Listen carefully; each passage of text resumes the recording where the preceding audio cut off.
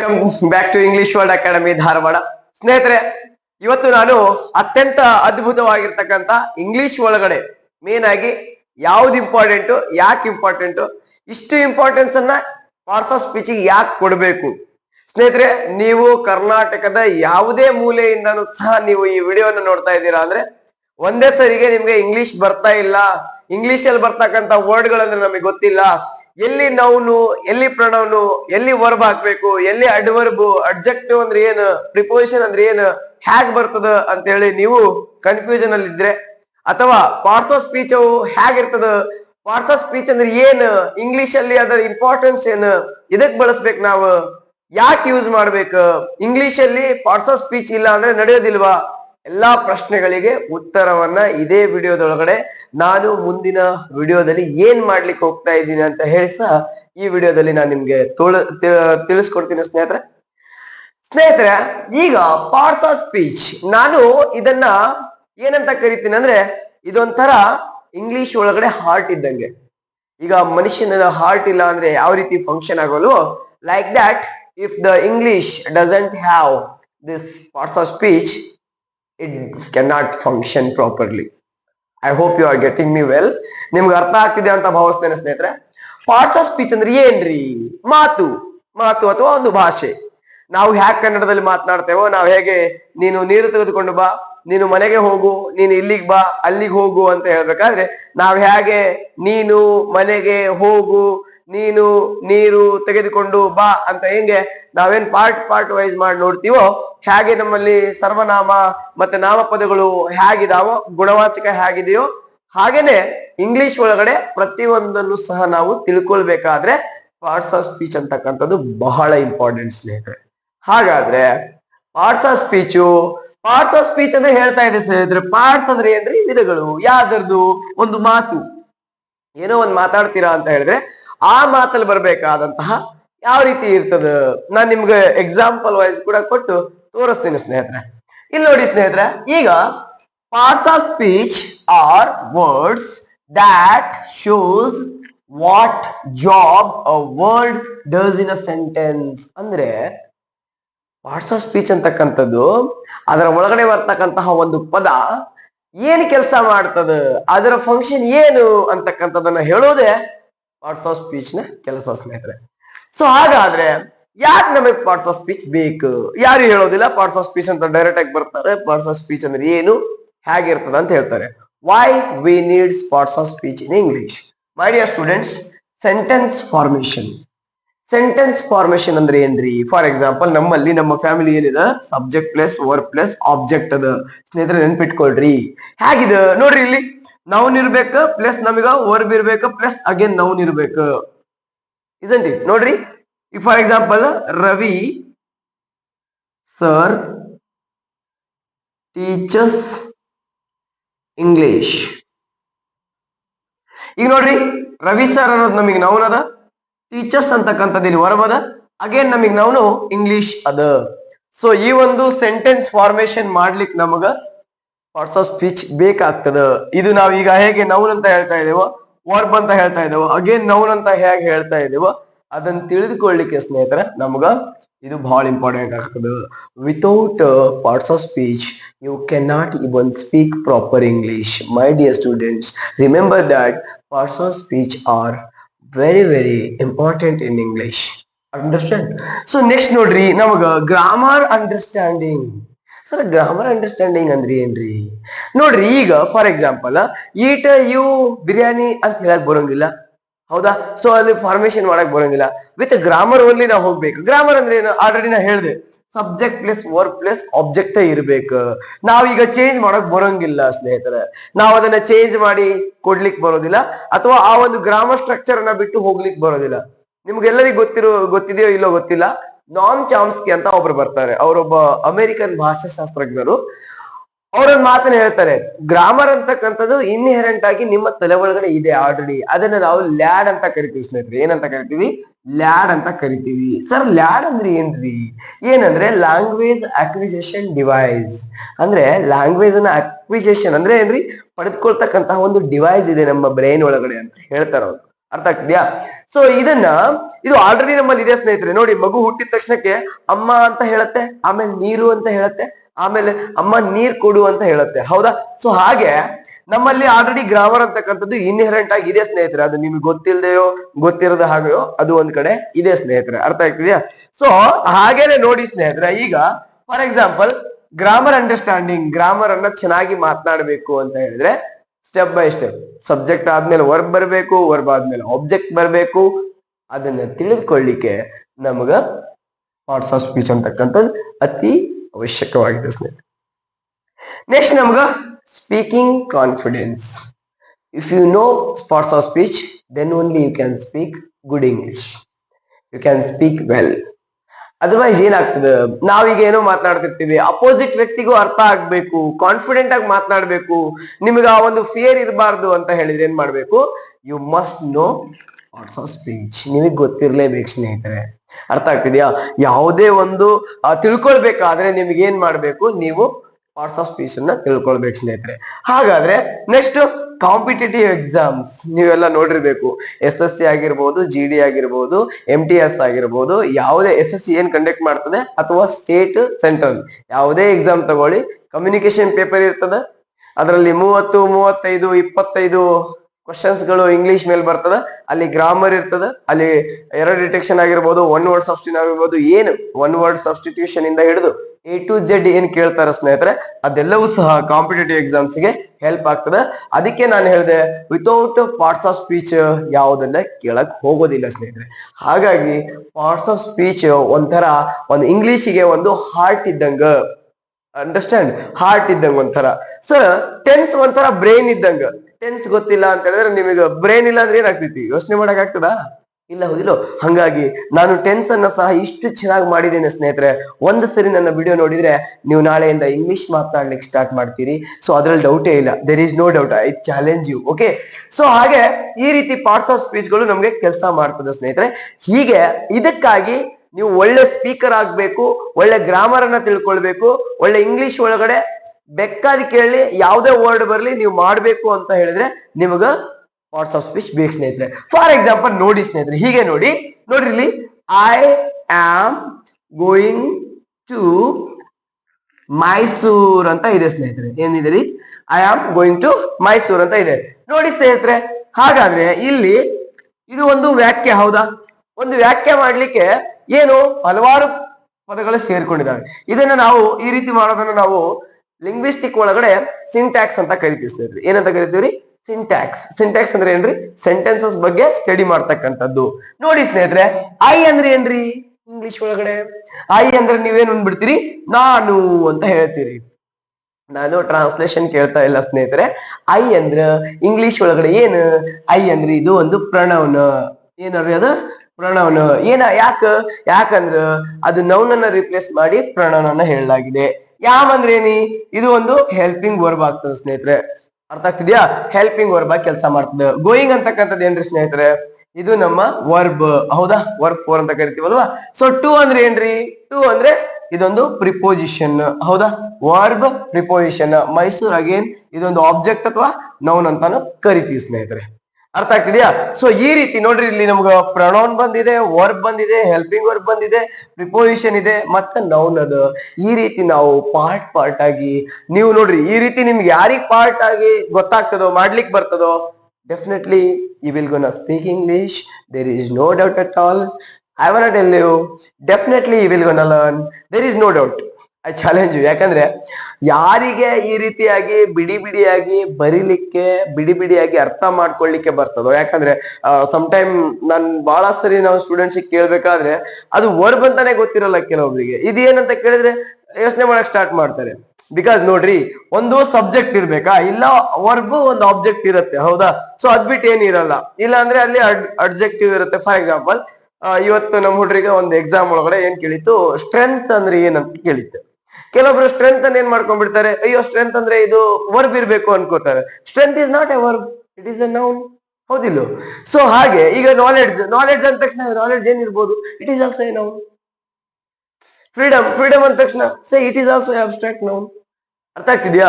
So ಅದನ್ನ ನೀವು identify ಮಾಡಕ್ ಬರ್ಬೇಕಲ್ವಾ, ಹೌದಿಲ್ಲ? ಸೊ ಹಾಗಾಗಿ ನಮ್ಗೆ ಏನ್ ಬೇಕು? ಪಾರ್ಟ್ಸ್ ಆಫ್ ಸ್ಪೀಚ್ ಬಹಳ ಅವಶ್ಯಕ ಸ್ನೇಹಿತರೆ. ಸೊ ಪಾರ್ಟ್ಸ್ ಆಫ್ ಸ್ಪೀಚ್ ಇಲ್ಲದೆ ಇಂಗ್ಲಿಷ್ ಕೆನಾಟ್ ಫಂಕ್ಷನ್ ಮಾಡಕ್ ಬರಲ್ಲ, ಅಂದ್ರೆ ಕಾರ್ಯ ಅಂದ್ರೆ ಮಾತನಾಡ್ಲಿಕ್ಕೂ ಬರೋದಿಲ್ಲ, ಬರೆಯಕ್ಕೂ ಬರೋದಿಲ್ಲ ಸ್ನೇಹಿತರೆ, ವಿತೌಟ್ ಪಾರ್ಟ್ಸ್ ಆಫ್ ಸ್ಪೀಚ್. ಹಾಗಾಗಿ ಮುಂದೆ ಯಾವ್ಯಾವ ರೀತಿ ಪಾರ್ಟ್ಸ್ ಆಫ್ ಸ್ಪೀಚ್ ಬರ್ತದ, ಅದು ಹೇಗಿರ್ತದ, ಅಲ್ಲಿ ಯಾವ್ದು ನೌನ್ ಅಂದ್ರೆ ಏನು, ಪ್ರೊನೌನ್ ಅಂದ್ರೆ ಏನು, ನಿಮ್ಗ ತಿಳಿಸ್ಕೊಡ್ತಾ ಹೋಗ್ತೀನಿ ಸ್ನೇಹಿತರೆ. ಹೀಗೆ ಇಷ್ಟವಾದಲ್ಲಿ ನೀವು ಲೈಕ್ ಮಾಡಿ, ಶೇರ್ ಮಾಡಿ, ನಿಮ್ಮ ಫ್ರೆಂಡ್ಸ್ ಜೊತೆಗೂ ಕೂಡ ನೀವು ನೋಡ್ತಾ ಇರಿ ಸ್ನೇಹಿತರೆ. ಈಗ ನಾನು ಪಾರ್ಟ್ಸ್ ಆಫ್ ಸ್ಪೀಚ್ ಅನ್ನ ನಾನು ನಿಮ್ಗೆ ಹೇಳ್ಕೊಡ್ತೀನಿ ಸ್ನೇಹಿತರೆ. ಸೊ ನೋಡಿ ಸ್ನೇಹಿತರೆ, ಈಗ ನೋಡಿ ಮೊದಲನೇದಾಗಿ there are 8 types of parts of speech ಅಲ್ಲಿ 8 ಟೈಪ್ಸ್ ಇದೆ ಅಲ್ವಾ. ಸೊ ನೋಡಿ ಇಲ್ಲಿ ಮೊದಲನೇದಾಗಿ ನಮ್ಗೆ ನೌನ್ ಬರುತ್ತೆ ಸ್ನೇಹಿತರೆ. ಏನ್ ಬರುತ್ತ್ರಿ? ನೌನ್ ಅಂದ್ರೆ ಏನ್ರಿ? ನಾಮಪದ. ಹೌದಾ. ಸೊ ಎರಡನೇದಾಗಿ ನಮ್ಗೆ ಪ್ರೊನೌನ್ ಬರುತ್ತೆ ಸ್ನೇಹಿತರೆ. ಪ್ರೊನೌನ್ ಅಂದ್ರೆ ಏನ್ರಿ? ಸರ್ವನಾಮ. ಹೌದಾ.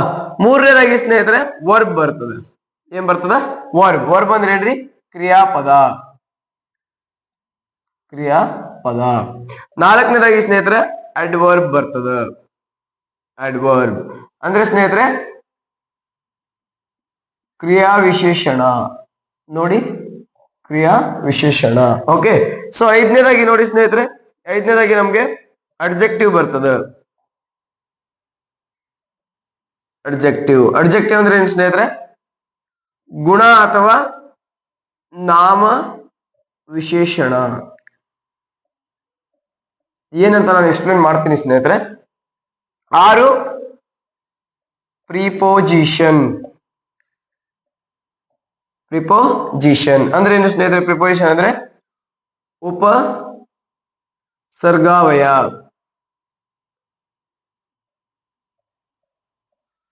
ನೋಡಿ ಸ್ನೇಹಿತರೆ, 7ನೇದಾಗಿ ಕಂಜಂಕ್ಷನ್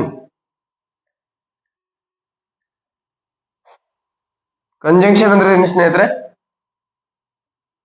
ಸಂಯೋಜಕ. ಓಕೆ. ಸೊ 8th ಆಗಿ ನಮಗೆ ಸ್ನೇಹಿತರೆ ಇಂಟರ್ಜೆಕ್ಷನ್. ನಾಟ್ ಇಂಟರ್ಜಂಕ್ಷನ್, ಇಂಟರ್ಜೆಕ್ಷನ್ ಅಂದ್ರೆ ಸ್ನೇಹಿತರೆ ಭಾವಸೂಚಕ. ನೋಡಿ ಸ್ನೇಹಿತರೆ, ಈಗ ನಾನು ಒಂದೊಂದಾಗೆ ನಿಮ್ಗೆ ಎಕ್ಸ್ಪ್ಲೇನ್ ಕೊಡ್ತಾ ಹೋಗ್ತೀನಿ ಹೇಗಿರ್ತದೆ ಅಂತ ಹೇಳಿ. ಆಮೇಲೆ ನಾನು ಈಗ ಜಸ್ಟ್ ಇದು ಯಾವ ರೀತಿ ಇರ್ತದೆ ಅಂತ ಹೇಳ್ತೇನೆ. ಆಮೇಲೆ ನಿಮ್ಗೆ ನೌನ್ ಅಂದ್ರೆ ಏನು, ಪ್ರೊನೌನ್ ಅಂದ್ರೆ ಏನು, ಯಾವ ರೀತಿ ಬರುತ್ತೆ ಅಂತ ಪಾರ್ಟ್ ವೈಸ್ ನಾನು ಮಾಡ್ಕೊತಾ ಹೋಗ್ತೀನಿ ಸ್ನೇಹಿತರೆ. ಒಂದೇ ವಿಡಿಯೋದಲ್ಲೇ ಕೊಟ್ಬಿಟ್ರೆ ನಿಮ್ಗೆ ಏನಾಗುತ್ತೆ, ಬಹಳ ಕ್ಲಮ್ಜಿ ಅನ್ಸುತ್ತೆ, ಅರ್ಥ ಮಾಡ್ಕೊಳಕ್ ಬಹಳ ಕಷ್ಟ ಆಗ್ತದೆ. ನೋಡಿ ಸ್ನೇಹಿತರೆ, ಒಂದ್ ಸರಿ ನೀವು ರವಿ ಸರ್ ನಂಬಿದ್ರೆ ಖಂಡಿತವಾಗಿ ನಿಮಗೆ ಇಂಗ್ಲಿಷ್ ಅನ್ನ ನಾನು ಹೇಳ್ಕೊಡ್ತೇನೆ. ಅದರಲ್ಲಿ ಯಾವುದೇ ರೀತಿಯಾದಂತಹ ಡೌಟ್ ಇರಲ್ಲ ಸ್ನೇಹಿತರೆ. ನೋಡಿ, ಈಗ ಪಾರ್ಟ್ಸ್ ಆಫ್ ಸ್ಪೀಚ್ ಅಲ್ಲಿ ಏನಂತ ಹೇಳಿದೆ? 8 ಟೈಪ್ಸ್ ಇದಾವ ಅಂತ ಹೇಳಿದೆ. ನೋಡಿ, ಈಗ ನಾಮಪದ ಅಂದ್ರೆ ನೌನ್ ಅಂದ್ರೆ ಏನ್ರಿ? ನಾಮಪದ ಅಂದ್ರೆ ಏನು? ಒಂದ್ ನೆನ್ಪಿಟ್ಕೊಡ್ರಿ, PPT ಅಂದ್ರೆ ಏನ್ರಿ? Person, place, things. ಒಂದು ವಸ್ತು, ಒಂದು ವ್ಯಕ್ತಿ, ಒಂದು ಸ್ಥಳವನ್ನ ಕುರಿತು ಮಾತನಾಡ್ತಕ್ಕಂಥದನ್ನೇ ನಾವು ಹೇಳ್ತೀವಿ. ಕಣ್ಣಿಗೆ ನಿಮ್ಗೆ ಏನ್ ಕಾಣ್ತದೆ ನೋಡ್ರಿ ಸ್ನೇಹಿತರೆ? ಕಣ್ಣಿಗೆ ಏನ್ ಕಾಣ್ತದ? ಅವೆಲ್ಲವೂ ಕೂಡ ನಾಮಪದಗಳೇ ಸ್ನೇಹಿತರೆ. ನೋಡಿ, ಲೈಟ್, ಬಲ್ಬ್, ಫೋಟೋ, ವಾಲ್, ಏನಾರು ಕಾಣ್ಲಿ ಸ್ನೇಹಿತರೆ, ಬೋರ್ಡ್ ಏನಾರು ಕಾಣ್ಲಿ, ಒಂದು ವ್ಯಕ್ತಿ ಅಂತ ಹೇಳಿದ್ರೆ ವ್ಯಕ್ತಿ, right? Noun is a word which denotes person, people, things, animals et cetera. Okay. So ನೀವು ಒಬ್ಬ ವ್ಯಕ್ತಿ ಅಂತ ಹೇಳಿದ ತಕ್ಷಣ ರವಿ ಸರ್ ಅನ್ಬೋದು, ಡಾಕ್ಟರ್ ಸ್ವಾಮಿ ಅಂತ ಹೇಳ್ಬೋದು, ನೀವೇನಾದ್ರು ಹೇಳ್ಬೋದು. ಅರ್ಥ ಆಗ್ತಿದ್ಯಾ? ಅದೇ ನೀವು ಒಂದು ಸ್ಥಳ ಅಂತ ಹೇಳಿದ ತಕ್ಷಣ ಧಾರವಾಡ ಅಂತ ಹೇಳ್ಬೋದು, ಹುಬ್ಳಿ ಅಂತ ಹೇಳ್ಬೋದು, ವಿಜಯನಗರ ಅಂತ ಹೇಳ್ಬೋದು, ನೀವು ಶಿವಮೊಗ್ಗ ಅಂತ ಹೇಳ್ಬೋದು. ಹೌದಾ? ಸೊ ಅದೇ ನೀವು ಒಂದು ವಸ್ತು ಅಂತ ಹೇಳ್ಬೇಕಾದ್ರೆ ಪೆನ್ನು, ಟೇಬಲ್ ಏನಾದ್ರೂ ಹೇಳ್ಬೋದು ಸ್ನೇಹಿತರೆ. ಈ ರೀತಿ ಹೆಸರನ್ನ ಇಡ್ತಕ್ಕಂಥದನ್ನ ನಾವೇನಂತ ಕರಿತೀವಿ? ಹೆಸರುಗಳನ್ನ ಇಟ್ಟು ಹೇಳ್ತಕ್ಕಂಥದನ್ನ ನಾವು ನಾಮಪದ ಅಂತ ಹೇಳ್ತೀವಿ. ಅದಕ್ಕೆ ಒಂದು ನಾಮ ಇರಬೇಕು. ಬಹಳ ಸಿಂಪಲ್. ಓಕೆ. ಸೊ ಆ ನಾಮದಲ್ಲಿ ಮತ್ತೆ 8 ಟೈಪ್ಸ್ ಬರ್ತಾವ ಸ್ನೇಹಿತರೆ. ಹಾಗಾಗಿ ನಾನು ನಿಮ್ಗ ಪಾರ್ಟ್ ವೈಸ್ ಮಾಡ್ಕೊತ ಹೋಗ್ತೀನಿ. ಬಹಳ ಸಿಂಪಲ್ ಆಗಿ ನಿಮ್ಗ ಎಕ್ಸಾಮ್ ಪರ್ಸ್ಪೆಕ್ಟಿವ್ ಇಂದ ಉಪಯೋಗ ಆಗ್ತದ ಅಂತ ಅದಕ್ಕೆ ಹೇಳಿದ್ವಿ ಸ್ನೇಹಿತರೆ. ನೋಡಿ, ನಾಮದಲ್ಲಿ ಮತ್ತೆ ನಮ್ಗೆ 8 ವಿಧ ಬರ್ತದ. ಅಲ್ಲಿ ನಮ್ಗ ಕಾಮನ್ ಬರ್ತದ, ಪ್ರಾಪರ್ ಬರ್ತದ, ಕಲೆಕ್ಟಿವ್ ಬರ್ತದ, ಕಾಂಕ್ರೀಟ್ ಬರ್ತದ, ಅನ್ಕೌಂಟೇಬಲ್, ಕೌಂಟೇಬಲ್, ಮಟೀರಿಯಲ್, ಇವೆಲ್ಲವೂ ಬರ್ತದ ಸ್ನೇಹಿತರೆ. ಅವೆಲ್ಲ ಹಾಗಂದ್ರೆ ಏನು ಅಂತ ಹೇಳಿ ನಾನ್ ನಿಮ್ಗೆ ಎಕ್ಸ್ಪ್ಲೇನ್ ಮಾಡ್ಕೊತ ಹೋಗ್ತೀನಿ. ಪ್ರೊನೌನ್ ಅಂದ್ರೆ ಏನು? ಪ್ರೊನೌನ್ ಅಂದ್ರೆ ಸ್ನೇಹಿತರೆ ಈಗೇನ್ ಮೇಲ್ಗಡೆ ನಾವು ನೋಡಿದೀವಿ ನೌನು, ಅದನ್ನ ರೀಪ್ಲೇಸ್ ಮಾಡ್ತಕ್ಕಂಥದ್ದು. ಅಂದ್ರೆ in place of noun we use pronoun. ಯಾಕೆ ಮಾಡ್ತೀವಿ ಸರ್ ಅಂದ್ರ ಟು ಅವಾಯ್ಡ್ ದ ರಿಪಿಟೇಷನ್. ಈಗ ನೋಡ್ರಿ ಫಾರ್ ಎಕ್ಸಾಂಪಲ್, ನಾನ್ ಇಲ್ಲಿ ಪ್ರತಿಭಾ ಒಳ್ಳೆ ಹುಡುಗಿ, ಪ್ರತಿಭಾ ಹೀಗೆ, ಪ್ರತಿಭಾ ಹಾಗೆ, ಪ್ರತಿಭಾ ಪ್ರತಿ ಸಲ ಪ್ರತಿಭಾ ಪ್ರತಿಭಾ ಪ್ರತಿಭಾ ಅಂತ ಹೇಳ್ಬೇಕಾದ್ರೆ ನಿಮ್ಗೆ ಏನಾಗ್ತದ, ಕೇಳುವರಿಗೆ ಇರಿಟೇಟ್ ಆಗ್ತಿದ್ದಿಲ್ಲೋ, ಆ ಇರಿಟೇಟ್ ಅನ್ನ ತಪ್ಪಿಸ್ಲಿಕ್ಕೆ ನಾವೇನ್ ಮಾಡ್ತೀವಿ, ಸರ್ವನಾಮವನ್ನು ಬಳಸ್ತೇವೆ, ನಾವು ಪ್ರೊನೌನ್ ಬಳಸ್ತೇವೆ. ಪ್ರೊನೌನ್ ಅಂದ್ರೆ ಹೇಗಿರ್ತದ, ಪರ್ಸನಲ್ ಪ್ರೊನೌನ್ ಅಂದ್ರೆ ಏನು, ಡೆಮಾನ್ಸ್ಟ್ರೇಟಿವ್ ಪ್ರೊನೌನ್ ಅಂದ್ರೆ ಏನು, ಇಂಟ್ರಾಗೇಟಿವ್ ಅಂದ್ರೆ ಏನು, ರಿಲೇಟಿವ್ ಅಂದ್ರೆ ಏನು, ರೆಸಿಪ್ರೋಕಲ್ ಅಂದ್ರೆ ಏನು, ಇಂಡೆಫಿನೆಟ್ ಪ್ರೊನೌನ್ ಅಂದ್ರೆ ಏನು, ಪೊಸೆಸಿವ್ ಪ್ರೊನೌನ್ ಅಂದ್ರೆ ಏನು, ಪರ್ಸನಲ್ ಪ್ರೊನೌನ್ ಅಂದ್ರೆ ಏನು, ಹೇಗಿರ್ತದ, ನಾನು ಪಾರ್ಟ್ ವೈಸ್ ಆಗಿ ಮಾಡ್ಕೊತಾ ಹೋಗ್ತೀನಿ ಸ್ನೇಹಿತರೆ. ನಾಮಪದದ ಬದಲಾಗಿ ಬಳಸ್ತಕ್ಕಂಥದನ್ನೇ ನಾವು ಸರ್ವನಾಮ ಅಂತ ಕರಿತೀವಿ. ಫಾರ್ ಎಕ್ಸಾಂಪಲ್ ನಾವೆಲ್ಲ ನೋಡಿದೀವಿ ನೋಡಿ, for example he, she, it, they, ಇವೇನದಲ್ಲ, ಇವೇ ಸರ್ವನಾಮಗಳು. ಅರ್ಥ ಆಯ್ತಾ? ವರ್ಬ್ ಸ್ನೇಹಿತರೆ, without verb you can't make sentence. ಯಾಕಂದ್ರೆ ಅದ್ರ ಫ್ಯಾಮಿಲಿನೇ ಐತಿ, subject plus verb plus object, verb ಅಂತಕ್ಕಂಥದ್ದು ಬೇಕಂತ. ಸೊ ವರ್ಬ್ ಬಹಳ ಇಂಪಾರ್ಟೆಂಟ್ ಸ್ನೇಹಿತರೆ. ಯಾಕಂದ್ರೆ ವರ್ಬೇ ಎಲ್ಲದಕ್ಕೂ ಮೇನ್ ರೀಸನ್. ಯಾಕಂದ್ರೆ ನೋಡ್ರಿ, ನಾವು ಕ್ರಿಯೆ ಇಲ್ಲ ಅಂದ್ರೆ ಏನ್ ಮಾಡ್ತೀರಿ, ನೀವೇನ್ ಮಾಡತ್ತೀರಿ, ಈಗ ನನ್ನ ವಿಡಿಯೋಸ್ ಗಳನ್ನು ಕೇಳಿಸ್ಕೊಳ್ತಾ ಇದ್ದೀರಿ, ನಾ ಏನ್ ಮಾಡ್ತಾ ಇದ್ದೇನೆ, ನಾನು ಟೀಚ್ ಮಾಡ್ತಾ ಇದ್ದೇನೆ. So you are listening, I am teaching, right? So ಹಾಗಾಗಿ ಕ್ರಿಯೆ ಎಲ್ಲಾ ಕಡೆ ಇದೆ, ಹೌದಾ? ಯಾರೋ ಒಬ್ರು ಫೋನ್ ಯೂಸ್ ಮಾಡ್ತಿದ್ದಾರೆ ಅಂತ ಹೇಳಿದ್ರೆ ಅವ್ರು ಫೋನ್ ಯೂಸ್ ಮಾಡ್ತಿದ್ದಾರೆ ಅಂತ ಹೇಳ್ತೀವಿ. ನಾವು ಆಟ ಆಡ್ತಿದ್ದಾರೆ ಅಂದ್ರೆ ಆಟ ಆಡ್ತಿದ್ದಾರೆ ಅಂತ ಹೇಳ್ತೀವಿ. ನಾವು ಪಾರ್ಕ್ ಒಳಗಡೆ ಆಟ ಆಡ್ತಿದ್ವಿ ಅಂದ್ರೆ ಏನೇ ಹೇಳ್ಬೇಕಾದ್ರೂ ಸಹ ನಾವೇನ್ ಮಾಡ್ತೀವಿ, ಅಲ್ಲಿ ವರ್ಬ್ ಬೇಕೇ ಬೇಕು. ಇಲ್ಲಿ ಮೇನ್ ವರ್ಬ್ ಅಂದ್ರೆ ಏನು, ಹೆಲ್ಪಿಂಗ್ ವರ್ಬ್ ಅಂದ್ರೆ ಏನು, ಟ್ರಾನ್ಸಿಟಿವ್ ಅಂದ್ರೆ ಏನು, ಇಂಟ್ರಾನ್ಸಿಟಿವ್ ಅಂದ್ರೆ ಏನು, ಹೇಗಿರ್ತದ, ಓಕೆ, ಇನ್ಫಿನಿಟೀಸ್ ಅಂದ್ರೆ ಏನು, ಹೌದಾ, ಫೈನೈಟ್ ಮತ್ತೆ ನಾನ್ ಫೈನೈಟ್ ಅಂದ್ರೆ ಏನು, ಹೌದಾ, ಮತ್ತೆ ಈ ಮಾಡಲ್ ವರ್ಬ್ಸ್ ಗಳು ಯಾವ್ಯಾವ್ದು, ಹೇಗ್ ಬರ್ತದ, ಮತ್ತೆ ರೆಗ್ಯುಲರ್ ವರ್ಬ್ಸ್, ಇರ್ರೆಗ್ಯುಲರ್ ವರ್ಬ್ಸ್, ಯಾವ್ದಕ್ ನಾವು ಸ್ಟ್ರಾಂಗ್ ವರ್ಬ್ ಅಂತೀವಿ, ಯಾವ್ದಕ್ಕೆ ನಾವು ವೀಕ್ ವರ್ಬ್ ಅಂತ ಹೇಳ್ತೇವೆ, ಎಲ್ಲವನ್ನ ನೀಟಾಗಿ ಹೇಳ್ತೇವೆ ಸ್ನೇಹಿತರೆ. ಅದಾದ್ಮೇಲೆ ಅಡ್ವರ್ಬ್ ಸ್ನೇಹಿತರೆ. ಅಡ್ವರ್ಬ್ ಅಂದ್ರೆ ಏನ್ರಿ, ಅದೇ ಕ್ರಿಯೆ ಎಲ್ಲಿ ನಡೀತು, ಹೇಗ್ ನಡೀತು, ಯಾವಾಗ ನಡೀತು. ಐ ಕೇಮ್ ನಾವ್, ಈಗ ಬಂದೆ ಅಂತ ಹೇಳ್ಬೇಕಾರೆ ಯಾವಾಗ ಬಂದೆ, ಈಗ ಬಂದೆ, ಐ ಕೇಮ್ ನಾವ್. ನೋಡ್ರಿ ಇಲ್ಲಿ ಐ ಕೇಮ್, ಓಕೆ, ನಮಗೆ ಇಲ್ಲಿವರೆಗೆ ಗೊತ್ತಾಯ್ತು. ಐ ಅಂದ್ರೆ ಪ್ರೊನೌನ್, ಕೇಮ್ ಅಂದ್ರೆ ವರ್ಬ್, ಮತ್ತೆ ಇದು ಐ ಕೇಮ್ ನಾವ್ ಅಂತ ಹೇಳಿದ್ರೆ ಮತ್ತೆ ಇದೇನಂಗಾರ ಕನ್ಫ್ಯೂಸ್ ಆಗ್ತೈತಿಲ್ಲೋ. ಸೊ ಹಂಗಾಗಿ ಇದ ಅಡ್ವರ್ಬ್ ಸ್ನೇಹಿತರ. ಅಂದ್ರ ವರ್ಬ್ ಎಲ್ಲಿ ನಡೀತ, ಯಾವಾಗ ನಡೀತ. ಈಗ ನೋಡ್ರಿ for example, I played outside. ನೋಡ್ರಿ ಇಲ್ಲಿ ಔಟ್ಸೈಡ್, ನಿಮಗೆ ಕನ್ಫ್ಯೂಸ್ ಆಗ್ಬೋದು, ಸರ್ ಔಟ್ಸೈಡ್ ಇನ್ಸೈಡ್ ಅವೆಲ್ಲ ಪ್ರಿಪೋಸಿಷನ್ ಅಲ್ಲೇನ್ರಿ? ಹೌದ್ರಿ, ಬಟ್ ಆದ್ರ ಬಿಫೋರ್ ನೌನ್ ಬರ್ಬೇಕು ಸ್ನೇಹಿತರೆ. ಯಾವ್ದು ಬಿಫೋರ್ ನೌನ್ ನಮಗ ಔಟ್ಸೈಡ್ ಬರ್ಬೇಕು, ಹೌದಾ? ಸೊ ಆದ್ರೆ ನಮಗೆ ಇಲ್ಲಿ ಏನಾಗ್ತಾ ಇದೆ, ಆಲ್ರೆಡಿ ಈ ಪ್ಲೇಡ್ ಆದ್ಮೇಲೆ ನಮಗೆ ಔಟ್ಸೈಡ್ ಗೆ ಇಲ್ಲಿ ಫುಲ್ ಸ್ಟಾಪ್ ಅದ. ಸೊ ಹಂಗಾಗಿ ನಾನು ಆಟ ಆಡಿದಂತ ಪ್ಲೇಸ್ ಅನ್ನ ಸೂಚಿಸ್ತಾ ಇದೆ, ಹಾಗಾಗಿ ಅದು ಅಡ್ವರ್ಬ್ ಆಗ್ತದೆ. ಅರ್ಥ ಆಯ್ತಾ? ಸೊ ಅಲ್ಲಿ ಅಡ್ವರ್ಬ್ ಆಫ್ ಮ್ಯಾನರ್ ಅಂದ್ರೆ ಏನು, adverb off frequency, adverb of degree ಅಂದ್ರೆ ಏನು, okay. So adverb of time ಅಂದ್ರೆ ಏನು, ಹೇಗಿರ್ತದ, ನಾನ್ ನಿಮ್ಗ ಸಂಪೂರ್ಣವಾಗಿ ಪಾರ್ಟ್ ವೈಸ್ ಒಂದೊಂದಾಗಿ ಸ್ನೇಹಿತರೆ, ಒಂದು ದಿನ ನೌನ್, ಒಂದು ದಿನ ಪ್ರೊನೌನ್, ಒಂದು ದಿನ ವರ್ಬ್, ಈ ರೀತಿ ಹೇಳ್ಕೊತಾ ಹೋಗ್ತೇನೆ ಸ್ನೇಹಿತರೆ. ಅಗದಿ ಸಿಂಪಲ್ ಒಳಗಡೆ ನಿಮಗೆ ಅರ್ಥ ಆದಂತಹ ಕನ್ನಡ ಒಳಗಡೆ ನೀವು ನನ್ನ ಕ್ಲಾಸಸ್ ಗಳನ್ನ ಅರ್ಥವಾದಲ್ಲಿ, ಇಷ್ಟವಾದಲ್ಲಿ ಮಾತ್ರ ಕ್ಲಾಸಸ್ ಗಳನ್ನ ಕೇಳಿ ಸ್ನೇಹಿತರೆ.